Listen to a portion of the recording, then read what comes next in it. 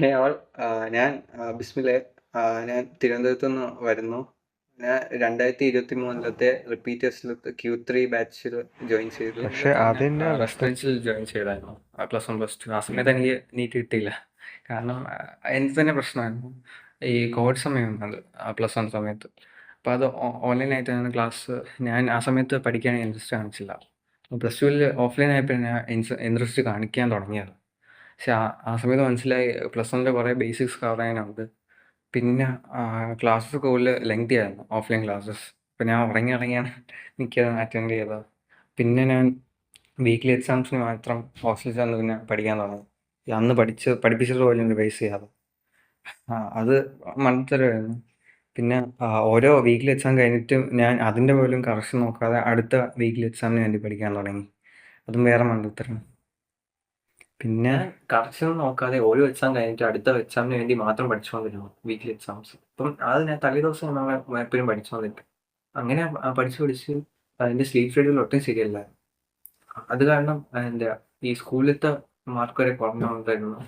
അപ്പം പാരൻസിന് ഒരു സംശയം തോന്നി ഞാൻ ഹോസ്റ്റലിൽ നിന്ന് പഠിക്കുന്നുണ്ടോ ഇല്ലയെന്ന്. എന്നാലും എനിക്ക് നീറ്റ് കിട്ടുമെന്ന് ഉറപ്പോടെ തന്നെ ഞാൻ പഠിച്ചുകൊണ്ടിരുന്നു. കാരണം വലിയ എക്സാമിനെയും കാട്ടിയും നീറ്റ് എക്സാം എളുപ്പമായിരിക്കുമെന്ന് എനിക്കറിയാം. അങ്ങനെ ദിവസങ്ങൾ പോയി. അവസാനം ബോർഡ് എക്സാം സമയമായി +2. പിന്നെ ബോർഡ് എക്സാമിന് വേണ്ടി ആ സമയത്ത് അത് മാത്രം ഫോക്കസ് ചെയ്യാൻ തുടങ്ങി. പക്ഷെ ആ സമയത്താണ് എനിക്ക് കൂടുതൽ എങ്ങനെ പഠിക്കുന്നതെന്ന് മനസ്സിലായത്. അപ്പം ബോർഡ് എക്സാമിന് ശേഷം 1.5 മാസം സമയം ഉണ്ടായിരുന്നു നീറ്റിന്. പിന്നെ ഒരു പ്രോപ്പർ ടൈം ടേബിൾ ഉണ്ടാക്കി, ഫുൾ സിലബസ് ആകുമ്പോഴാണ്. ആ ഒരു 1.5 മാസം ഞാൻ ഒരു പ്രോപ്പർ സ്ലീപ്പ് ഷെഡ്യൂളായിട്ട് കൊണ്ടുപോയി. സമയമൊന്നും കളയാതെ ഞാൻ ആദ്യം തന്നെ ചെയ്തതെന്ന് പറഞ്ഞാൽ എനിക്ക് വീക്കായിട്ട് തോന്നിയ ചാപ്റ്റേഴ്സൊക്കെ ഉണ്ടായിരുന്നു. For example rotation motion, thermodynamics, reaction mechanism, oscillation, അങ്ങനത്തെ ചാപ്റ്റേഴ്സിൻ്റെ എല്ലാം ഇലേൺ ആപ്പിൽ അതിൻ്റെ ക്ലാസ്സുകളുണ്ടായിരുന്നു, റെക്കോർഡഡ് ക്ലാസ്സുകൾ. അതെല്ലാം ഞാൻ കണ്ടു വെച്ചു. എന്നിട്ട് ഞാൻ +2 പോർഷൻസ് എല്ലാം ഒന്നും കൂടി റിവൈസ് ചെയ്തു. ഈ ബോർഡ് എക്സാമിന് ഓൾറെഡി പഠിച്ചല്ലോ, അപ്പോൾ അത് ഞാൻ റിവൈസ് ചെയ്തു. പക്ഷെ ആ സമയത്താണ് ബ്രില്യൻ്റ് നീറ്റ് മോഡൽ എക്സാം നടന്നുകൊണ്ടിരുന്നത്. അതിൽ നീറ്റിൻ്റെ ഫുൾ സിലബസ് 8 യൂണിറ്റായിട്ട് ഡിവൈഡ് ചെയ്തു. അപ്പം ആ ഒരു ഓരോ യൂണിറ്റ് വൈസ് ആയിട്ട് ഞാൻ പിന്നെ ബാക്കി എൻ്റെ പെൻഡിങ് പോർഷൻസൊക്കെ കവർ ചെയ്തു.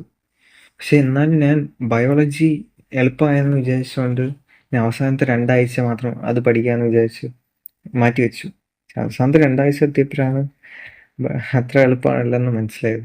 പക്ഷെ എന്നാലും ഞാൻ ഒരു കുറേ കോഡൊക്കെ ഉണ്ടാക്കി ഓർത്ത് വയ്ക്കുന്ന ചാപ്റ്റേഴ്സൊക്കെ വീണ്ടും റിവൈസ് ചെയ്തു. അങ്ങനെ പോയി.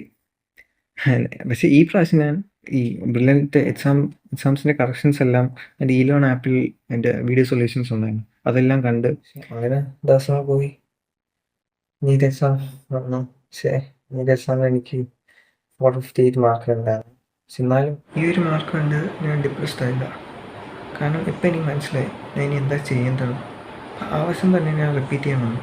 പക്ഷേ ഈ പ്രാവശ്യം ഒരു പ്രോപ്പർ സ്റ്റാർട്ടോട് കൂടി ഞാൻ ഇനി ചെയ്ത കാര്യങ്ങളാണ് എനിക്ക് ഏറ്റവും ഇമ്പോർട്ടൻ്റ് ആയി തോന്നിയതും ഏറ്റവും ഹെൽപ്ഫുൾ ആയതും.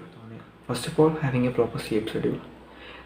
ഞാൻ ഇതെപ്പോഴും ബ്രിങ്ങപ്പ് ചെയ്യാൻ കാരണം ഞാൻ കണ്ടതിൽ വെച്ച് ആരും വളരെ റെയറായിട്ടുള്ള ആൾക്കാർ മാത്രമേ ഒരു കറക്റ്റ് സമയത്ത് ഉറങ്ങുകയും കറക്റ്റ് സമയത്ത് എണീക്കുകയുള്ളൂ.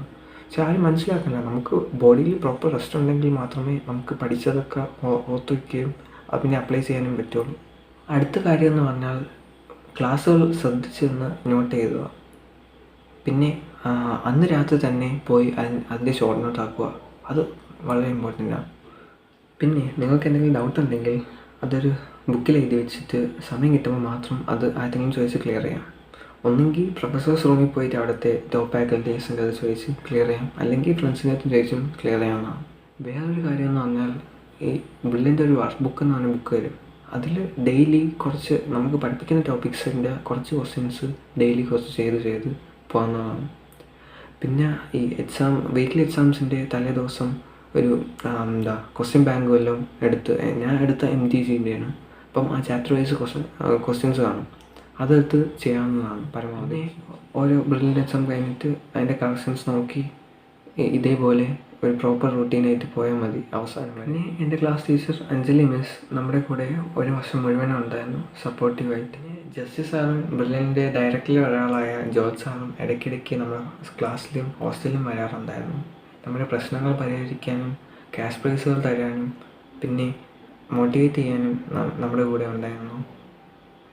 പിന്നെ അങ്ങനെ ദിവസങ്ങൾ പോയി, പോർഷൻസും കഴിഞ്ഞു, വീക്ക്ലി എക്സാംസും കഴിഞ്ഞു. പിന്നെ നമുക്കൊരു പേടി ഉണ്ടായിരുന്നു, ഈ കഴിഞ്ഞു പോയ ടോപ്പിക്സ് എല്ലാം മറന്നു പോയല്ലോ. പക്ഷേ എന്നിട്ടാണ് ഫെബ്രുവരിയിൽ നമുക്ക് നീറ്റ് മോഡൽ എക്സാംസ് വന്നത്. അപ്പോഴാണ് നമ്മൾ ഇതെല്ലാം ഓർത്തെടുക്കണം തിരിച്ചൊന്നും കൂടി.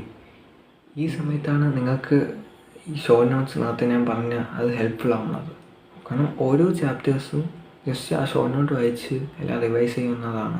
ഈ യൂണിറ്റ് വൈസ് മോഡൽ എക്സാംസ് ആണ് അവസാനം കമ്പൈൻഡ് ആക്കിയും ഫുൾ മോഡലാക്കിയും നീറ്റിൻ്റെ തലേ ദിവസം വരെ എക്സാമുകൾ കാണും. ഈ എക്സാംസ് എല്ലാം ഇമ്പോർട്ടൻ്റ് ആണ്, നമ്മളൊന്നും മിസ്സാക്കരുത്. കാരണം ഇതിൽ നിന്നാണ് നമ്മൾ കൂടുതൽ കാര്യങ്ങൾ പഠിക്കുന്നത്, നമുക്ക് തെറ്റിപ്പോയതും എല്ലാം നമ്മൾ പഠിക്കുന്നത്. ഈ എക്സാമുകൾ എളുപ്പമാവാം പാടുമാവാം, കാരണം 2 രീതിയിൽ ബ്രില്യൻ നമ്മളെ ട്രെയിൻ ചെയ്യിപ്പിക്കുകയാണ് എങ്ങനെ എക്സാംസുകൾ അപ്രോച്ച് ചെയ്യണം. അപ്പം ഇതിൽ മാർക്ക് പറയുന്നത് പേടിക്കേണ്ട, കാരണം ജസ്റ്റ് നമ്മൾ പഠിക്കാൻ വേണ്ടിയാണ് നമ്മളിത് എഴുതുന്നത്. അവസാനത്തെ 5 എക്സാംസ് റിഹേഴ്സൽ മോഡാണ്. അപ്പം ഇതിൽ നമ്മൾ എത്ര പഠിച്ചതെന്നല്ല, നമ്മൾ എങ്ങനെ എക്സാം എഴുതുന്നതെന്നനുസരിച്ചിരിക്കും നമ്മുടെ റാങ്കും മാർക്കും എല്ലാം. അപ്പം ഇത് നമ്മൾ നീറ്റ് എക്സാം പോലെ ശ്രദ്ധിച്ച് എഴുതേണ്ടതാണ്. പിന്നെ നമ്മൾ ആ സമയത്ത് ഫുൾ ജസ്റ്റ് റിവൈസ് ചെയ്യുക. ഈ മോഡൽ എക്സാംസിൻ്റെ കൂടെ തന്നെ നമുക്ക് അതിൻ്റെ പ്രിപ്പറേറ്ററി എക്സാംസ് തലേ ദിവസം തന്നെ കിട്ടും. പിന്നെ ഇതും അല്ലാതെ നമുക്ക് കുറേ എക്സാമുകൾ ഈലോൺ ആപ്പിലുള്ളതാണ്, ഇതെല്ലാം നമുക്ക് എഴുതാവുന്നതാണ്. ഇതൊക്കെ വെച്ച് ഡെയിലി നമുക്ക് 2 എക്സാമുകൾ എഴുതാവുന്നതാണ്. ഇങ്ങനെ എക്സാം എഴുതി എനിക്കൊരു ആവറേജ് കാൽക്കുലേറ്റ് ചെയ്ത് നോക്കുമ്പോൾ ഒരു 650+ മാർക്സ് ഉണ്ടായിരുന്നു. പക്ഷേ എനിക്ക് ഒറിജിനൽ നീറ്റ് എഴുതിയപ്പം ഒരു 30 മാർക്ക് കൂടി അധികം കിട്ടി. ഇനിയും ബ്രില്യൻറ്റിൽ നല്ല വിശ്വാസം ഉണ്ടായിരുന്നു. അതുകൊണ്ട് തന്നെ ഞാൻ അവസാന ദിവസം വരെ ഞാൻ അവിടെ തന്നെ ഹോസ്റ്റലിൽ നിന്നു, അവിടെ തന്നെ സെൻറ്ററും കൊടുത്തു, നീറ്റ് എഴുതി നല്ലതുപോലെ പോയി. ഞാൻ എൻ്റെ ഫെയിലിയർ സ്റ്റോറി പറയാൻ കാരണം ഞാൻ അതിൽ നിന്നാണ് കുറേ മിസ്റ്റേക്സ് മനസ്സിലാക്കി ഞാൻ എല്ലാം തിരുത്തി ഒന്നും കൂടി റിപ്പീറ്റ് ചെയ്ത് നല്ലതുപോലെ പ്രിപ്പയർ ചെയ്ത് നീറ്റ് എഴുതിയത്. ഇനി നിങ്ങളും ഈ മിസ്റ്റേക്സ് ആവർത്തിക്കാതിരിക്കാൻ വേണ്ടിയാണ് ഞാൻ ഈ വീഡിയോ ഉണ്ടാക്കിയത്. അപ്പം ഓൾ ദ ബെസ്റ്റ് അടുത്ത വർഷത്തെ നീറ്റ് എക്സാം. എൻട്രൻസ് സംബന്ധമായ വാർത്തകളും അപ്ഡേഷനുകളും ഏറ്റവും വേഗം ആധികാരികമായി അറിയാൻ ബ്രില്യൻ സ്റ്റഡി സെന്റർ പാല യൂട്യൂബ് ചാനൽ സബ്സ്ക്രൈബ് ചെയ്യുക, ബെൽ ഐക്കൺ അമർത്തുക. ഈ വീഡിയോ മറ്റ് സുഹൃത്തുക്കളിലേക്കും ഷെയർ ചെയ്ത് നൽകുക.